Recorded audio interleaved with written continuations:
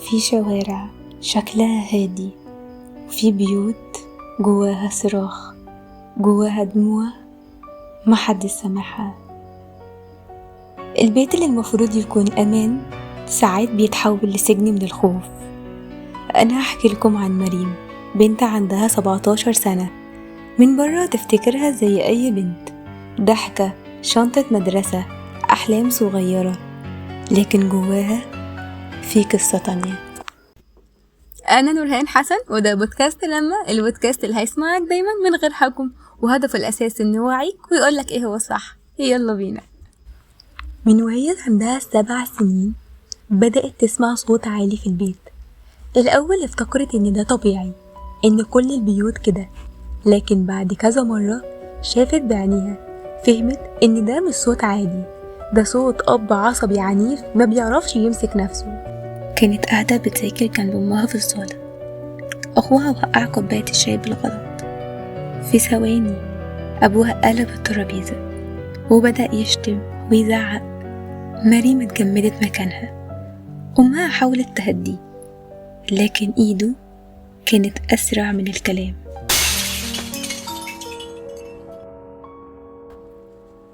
الليلة دي علمتها إن أي غلطة صغيرة ممكن تتحول لبركان مش عارفين يهدوه. كبرت وجواها خوف بيتضاعف يوم ورا يوم، حتى لو أبوها مش بيتخانق، مجرد صوته العالي يكفي إنها تحس إن روحها بتتخانق. العنف الأسري مش بس ضربة، أوقات بيكون كلمة جارحة، كلمة بتقعد في القلب سنين. انتي فاشلة، انتي ولا حاجة، كلمات كان بيقولها أبوها لمامتهم قدامهم. ومريم كل مرة تسمعها تحس إن جزء منها بيتكسر. افتكرت يوم تاني، يوم وقفة العيد. أمها جابت هدوم جديدة ليهم من السوق، كانوا فرحانين جدا، لكن أبوها شاف الفاتورة وبدل ما يشارك فرحتهم شد الهدوم منهم ورماها على الأرض. مريم اتعودت على المشاهد دي، لكن جوه قلبها كان في سؤال محيرة: هو ده الطبيعي؟ هل كل البيوت كده؟ لحد ما جه اليوم اللي قلب الموازين. أخوها عنده 14 سنة، رجع متأخر من برا. الأب مستناش يسمع حتى سبب واحد، مسك الحزام والبيت كله اتقلب.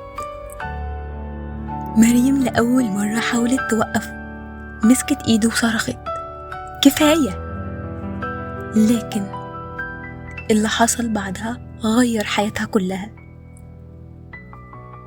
الضربة جت عليها هي، ايد ابوها اللي كانت بتضرب امها واخوها بقت دلوقتي عليها. الصدمة ما كانتش في الألم، الصدمة كانت إنها حست إنها مش بنت بالنسبة ليه، حست إنها عدو لازم يتعاقب. ومن الليلة دي مريم بقت تعيش بين سؤالين: هو أنا السبب ولا هو اللي محتاج يتغير؟ واللي جواها كان أكبر من عمرها، خوف، غضب، وحلم صغير بالنجاة. بعد الليلة دي الدنيا ما بقتش زي ما كانت.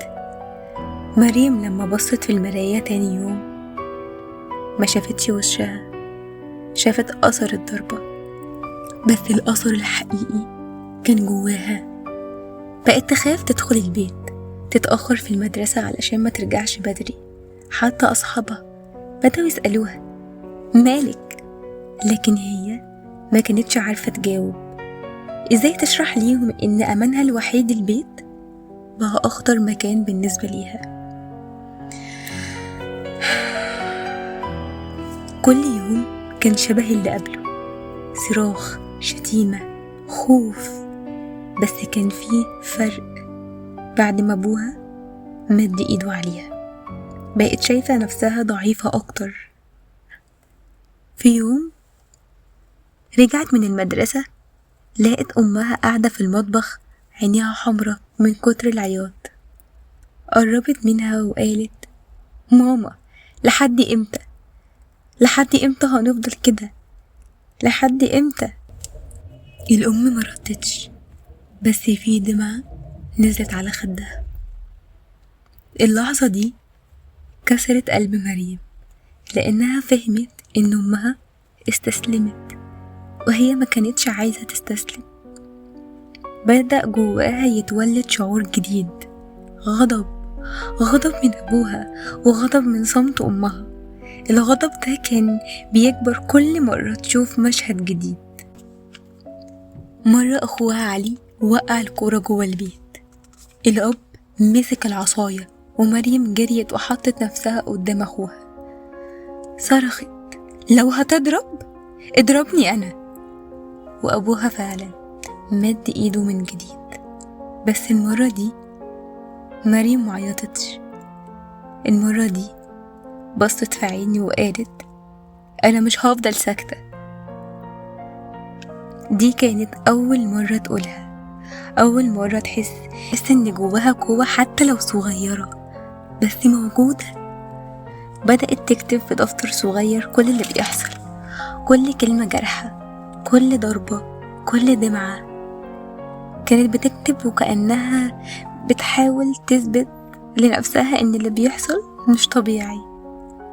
والأول مرة فكرت تخرج برا دايرة الخوف، فكرت تكلم مدرسة بتحبها أو حتى صاحبتها المقربة، بس كانت في سؤال دايما بيرعبها، لو عرفت الناس هيقولوا ايه؟ هيفتكروا اني بنت مش كويسة.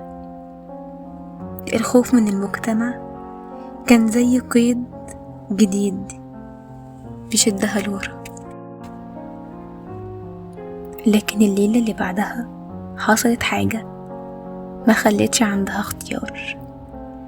الليلة دي البيت كله كان هادي، بس الهدوء ده زي ما بيقولوا كده هدوء ما قبل العاصفة. مريم قاعدة في أوضتها سمع خطوات أبوها التقيلة في الصالة، قلبها بدأ يدق بسرعة. فجأة سمعت صوت خناقة، الأب بيزعق لمامتها علشان مصروف البيت.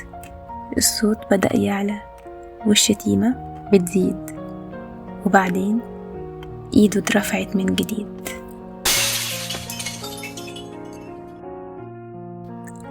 مريم ما قدرتش تقعد مكانها، جريت للصالة ووقفت قدامه وقالت كفاية بقى، احنا مش حابين عندك، احنا بني ادمين. البيت كله سكت، الام متجمدة والاخ مرعوب، والاب لأول مرة بصلها مش كأب بيؤمر لكن اتفاجئ من جرأتها. مريم ما رجعتش لورا، كملت طول عمري خايفة منك، بس خلاص لو مديت ايدك تاني هعرف اتصرف وهتكلم وهخرج سرنا للناس. ابوها اتوتر لأول مرة يشوفها بالشكل ده، كان متعود على الصمت على الدموع، لكن النهاردة شاف في عينيها نار مختلفة. في اللحظة دي مريم أخدت القرار. تاني يوم في المدرسة راحت للمدرسة اللي بتحبها، حكت ليها كل حاجة من أول ليلة فهمت فيها يعني إيه عنف لحد الليلة الأخيرة. كانت بتتكلم والدموع ما فرقتش وشها، لكن جواها حاسة إنها أخف من أي وقت فات. لأول مرة حست إنها مش لوحدها، الأخصائية الاجتماعية اتدخلت والموضوع اتنقل لمكان أكبر. يمكن ده خوفها، حست إنها بتهد جبل، بس كانت عارفة إن ده الطريق الوحيد. مريم ما بقتش مجرد بنت ساكتة، بقت صوت لكل طفل متهان، وكل مرة تبص في المراية تشوف الضربة، تشوف الجرح اللي خلاها تقرر تقاوم. العنف الأسري مش بس حكاية مريم، ده وجع بيمس الآلاف غيرها، لكن الفرق الحقيقي بيبدأ من لحظة القرار، أنا مش هسكت. العنف مش بس مد إيد، العنف ممكن يكون صمت، تجاهل، أو نظرة تقلل منك. اتكلمي، اطلبي مساعدة، قولي لأ، لأنك تستحقي تعيشي في أمان مش في خوف.